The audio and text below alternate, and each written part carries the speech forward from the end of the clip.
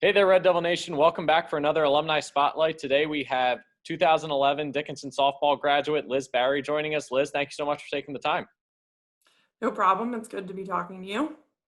So before we jump into your time here at Dickinson, let's just start with where did you grow up and how did you get into playing softball?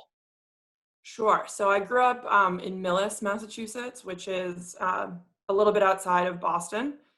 And my family was a big baseball family. And so we always just played. So I think I probably started when I was like 4 or 5 and just played throughout. And my brother was a baseball player and also a pitcher. So that was just like how the family started. When you mentioned how your family played, did your parents play as well, or was it just you and your brother? Or My others? dad played baseball growing up and other sports. My mom likes to claim the athletic prowess, even though I think she did more like cycling, and I don't know how much softball she actually played, but she likes to take credit for the athleticism for both of us. So when you got into playing softball, was it an immediate falling in love with the sport, or did you play other sports growing up as well, and you just kind of eventually decided that softball was the route you were going to go? When I was very little, played soccer, but at that point it was just when little kids are just kicking each other in the shins and running around in the rain, which is enjoyable, but ultimately I did not stick with that. And then in high school, I also played basketball and field hockey. And I loved field hockey, but softball was the sport that I liked to practice and not just play. So like basketball and field hockey, I enjoyed the games, but I knew that if softball was the one that I enjoyed actually going out to practice, that's the one I should stick with and was also the best at. So that's how that ended up being long term. Yeah. And when it came time to start looking at colleges, how did you go about the college process, the recruiting process, reaching out to coaches, et cetera? I was looking for softball specific schools, so that was like foremost rather than being a secondary thing. I originally, when I thought I wanted a college, thought I wanted a big school in the city, which considering where I ended up is obviously not how that went. And then so I was looking at some of the New England schools in Pennsylvania and generally Northeast, and just sort of looked at programs. And I like the idea of doing Division III for all the reasons that we know that there's still a balance with other things that you want to do at school. And you can still devote a lot of time to it, but they don't own you quite the same way that a D1 program does. I also don't know that I could have played at some D1 programs, but not a ton of them. And so Dickinson was a good fit in that way. And I only applied to one school. I only applied to Dickinson and had sort of done all the recruiting process much earlier and knew that's where I wanted to be. So applying only to one school, what attracted you to Dickinson and Coach Richwine's program that made you only decide that I'm putting in one application?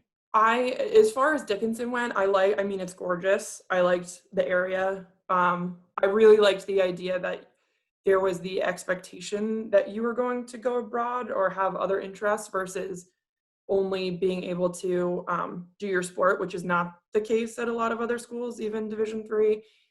And that was something that I talked about with him and about other people at the school very early on. And with him, I connected with him right away. He's extremely calm in his coaching style, which is not the way that other coaches I had in the past have been, or other coaches elsewhere. And I sort of trusted how he was going to coach and his mannerisms and how he was going to run the team.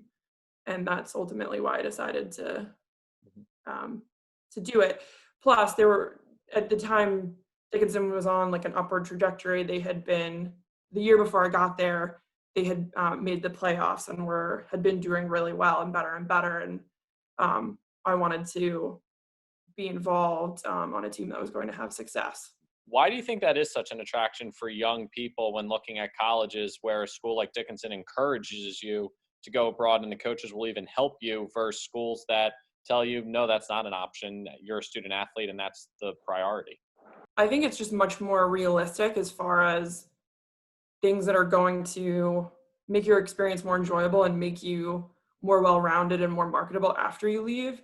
There are not a ton of people that are going to leave Dickinson or other Division III schools and go on to play professional sports or to be involved as an athlete moving forward. And so the ability to have outside interests other than um, playing, and especially going abroad and having such a wide experience, is appealing. And it makes sense that if you are going to a Division III school, you want to have that full experience and not just have like Division I light and still be tied down and not be able to experience all the other things that you can at a school. And that was one of the reasons I liked it. Did you go abroad? And if so, where did you go? And what was that experience like for you? I did. I was studying abroad in Brisbane, Australia.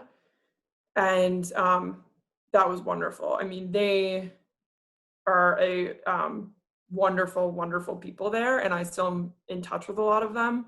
A lot of them were reaching out to me during the election over the last couple of weeks. And because that was something the world was watching. And so it was very interesting to have people from other countries reaching out saying like, hey, what's this like? What's going on?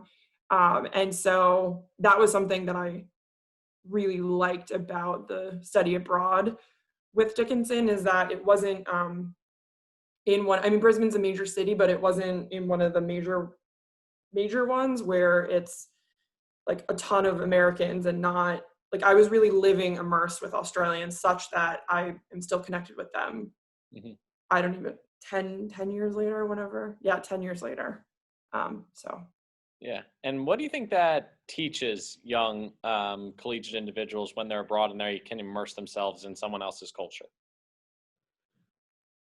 I think anytime you're getting away from what you're used to is very positive in terms of learning about yourself and seeing yourself through the eyes of others, seeing how other people view the world. And then in particular, as it relates to sports, that was 5-6 months I was away from softball entirely. Softball's not really a sport there. I actually brought my glove with me, but they didn't really understand. They were wondering if that had to do with cricket or something. They didn't really understand. And so I had absolutely no softball. I was able to work out a little bit, but I had no softball for 5 months, which sort of, it's one of those things when you don't have it, you really miss it. And so I thought about it a lot, and I thought about how I wanted to approach the season when I got back. And individually, I had my best season the year that I returned from being abroad. And I think some of it had to do with my mental shift after I'd been away from it for a bit. Mm-hmm. And let's talk a little bit about that, that season in particular, but your 4 years. You were part of a great run here during your 4 years that culminated with a championship in 2010 and a return to the championship game in 2011, your senior year. When you look back during that, at your time here in the Red, what did those, especially those final 2 years, mean to you as a player? Funnily enough, the 2010 season, during the regular season, we were not having a good go of it as a team. We just couldn't get it together. One part of the play would be phenomenal, and the other part wouldn't coming together. One day the defense would be perfect and the offense couldn't get it together, or vice versa. And so we actually scraped our way into the playoffs that year. And I don't know if it was because of that. The pressure was off in some ways, and we kind of were like, all right, we shouldn't have even really been here. But that weekend, for championship weekend, we played perfect softball for 48 hours. And that was incredible. And they were close games, and everyone from start to finish contributed in some way. And that was really special, the year that we won, because we had struggled so much to get it together. And then how it all came together when it needed to. And it was the first softball championship in Dickinson history, which is pretty incredible to be a part of. And then the second year, there was a lot of emotion involved in it. I remember when we started doing our warm-up, and it was the warm-up mix had the first song for all 4 years I was there. When we started doing our warm-up lap, I just started to sob, like in that championship weekend, because no matter what happened, that was going to be like the last games I was playing on that field. And we didn't end up winning, and it was a very, very tough loss, and it was also raining. And so it was like out of a movie. But that season we played really well sort of throughout, and we hosted the tournament because we had finished first. And so it was two very different seasons, but positive in a lot of different ways. That year you said where you guys kind of scraped it together, you snuck into the playoffs, and then you win it, and it just kind of came together. What do you credit to that mindset from Coach Richwine that maybe he instilled in you, or the faith and the camaraderie you guys instilled in each other, that when you really needed it to click, you guys were there for each other, and it did? I think part of it is because the expectations were off in a way. So like the year before I got there, which would have been the 2007 spring season, they had made the playoffs. And then we were in the playoffs my freshman year. We barely missed them my sophomore year, and we had barely made it my junior year. And so there had been a lot of pressure. There was a lot of really good players on the team. And so I think that was part of the frustration throughout the 2010 season, that like we have so much talent, like, why isn't this happening? And then I think the pressure sort of got off because we were like, screw it, we're here, and there was a lot of fun. Like that was some of the most fun softball I'd ever played. And it was, I think we really did let's just take one play at a time, which is in an ideal situation what you do from start to finish in a season. You take one out at a time. But I think we really did that weekend and focused on the process and had fun, which is what I always tried to get people to do. You play better when you're having fun. And when you guys did win that championship, what was that feeling, knowing that you were the first team to do it in Dickinson history, but just that feeling of, we have reached the top? All that hard work, all the days in the weight room, all the days running, all the days out here on February 1 when it's freezing cold and 30 degrees and the wind chill's making it feel like 20. What was that moment for you? I just in general am a big crier, and so I was just like losing it. I remember seeing a lot of the parents crying too, who were all there for the game, and that's like one of those things that gives you perspective of like how much is involved in making a championship and winning a championship, and kids going from age 5 playing softball or t-ball and going all the way to playing in college. And so there was a lot of emotion and being proud for that, and also seeing parents being so proud, and a lot of relief too, because of how close the program had been, and because of how close that specific team had been a few years prior, and after kind of the rough season that we had. And I cry over everything anyway, and so I was crying a lot that day. Now looking at the academic piece of your time here, did you know when you got to Dickinson what you wanted to do? And if so, how did Dickinson help keep you on that path? But if not, how did you find your passion here for what you wanted to do post-graduation? So I did know that, at least I was pretty sure that I wanted to go to law school and be a practicing attorney before I got to Dickinson. And I kind of had that in my mind the whole time. And so one of the benefits of that is that law school kind of doesn't really care what you study, as long as you do well and demonstrate an ability to analyze arguments and communicate effectively. And so I was able to try out the variety of things that Dickinson offers. Plus, of course, there's like the requirements that Dickinson has that you meet the various things. So I was a philosophy major. And so that was helpful as far as preparing for law school and for being a lawyer, which of course is a lot of reading and a lot of analyzing arguments and then coming up with them in debate. And that was all very helpful. But also I enjoyed being able to take environmental science and go out into the woods and like learn about how the deer were screwing up the ecosystem of the trees, and stuff like that. And so I knew that the LSAT and my GPA were going to be heavily weighted in terms of getting into law school, but I knew also that I would have a little bit of freedom to try things out versus like if you know you're going to a specific field, you kind of need to load yourself up with those courses. Yeah. And you touched on it a little bit, but how do you think your liberal arts education helped you at Boston College? For kind of all those same reasons, and the ability to have um, the arguments in class and analyze different points of view and be around very, very smart people who come from all over. And both Dickinson and BC Law had that. And so, particularly in philosophy classes, when you're having to process or synthesize really confusing or old texts and figure out how to communicate what they mean to a professor or to other people or challenge maybe what they mean. There's a lot of old case law or even new case law that's just written in nonsensical ways that you need to synthesize and understand what it means and how to apply that to real life. And so those things were eminently helpful. Mm-hmm. And now looking and at your professional career, you interact with so many different people each day.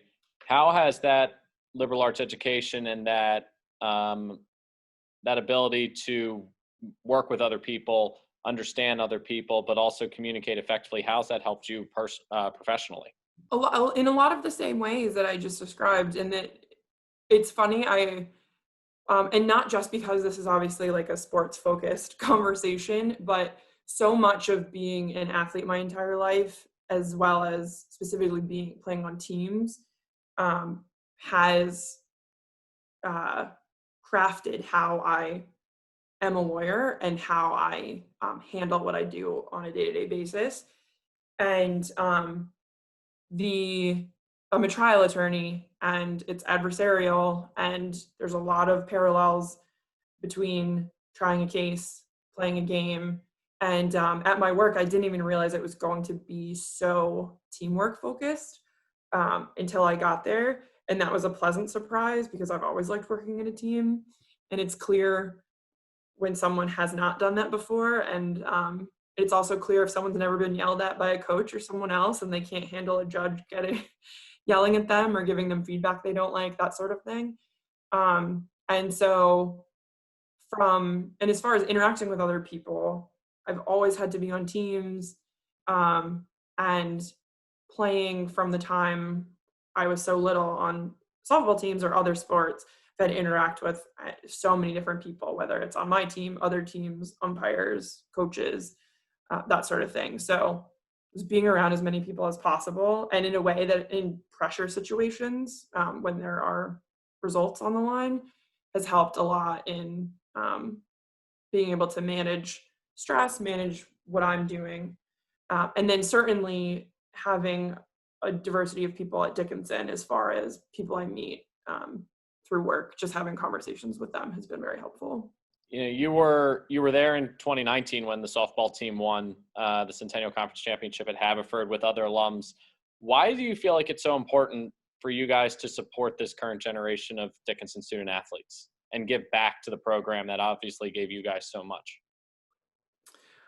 I think particularly as female athletes, it's important to me to provide support through that aspect. And it is not always, I think we're getting better as a society about it, but it has not always been the case that women have had all the same support from each other. And so I get really excited when I have been supported by female athletes that have gone before me. And I feel that I have been helped along the way by them. And so going and supporting them and seeing them and being involved is important to me. Just being there in 2019, what was that feeling like for you guys as alumni to watch your coach, but also your team hoist that trophy again? I don't remember specifically if I did, but I probably cried again because that's just, as I said, that's how I am. And it was very, there was big sense of longing just for the physicality of it, in that I remember playing. It played on that field multiple times, and I play um, fake old man softball now at work, but I haven't played fast pitch in 10 years. And so like missing that and missing the like being on the field, that was very emotional. And then the excitement of everyone rushing onto the field it was really fun to relive that again and feel connected to it. Even though that wasn't me playing, but being part of the program. So that was very exciting. When you look back and you think about your time as a Dickinson student athlete, what gave you so much pride in wearing the red and putting on a Dickinson uniform every day you got to step on the field at Dickinson Park? My teammates those were the people I spent the most time with at Dickinson, and doing things together and working towards a common goal. And particularly because we came so close or did achieve our goal in 2010. And I cared deeply about them. And so being there together with the team as Red Devils was the best for me. Well, thank you so much for taking the time today. We really appreciate it, and we look forward to sharing the story with the Dickinson community. All right, thank you.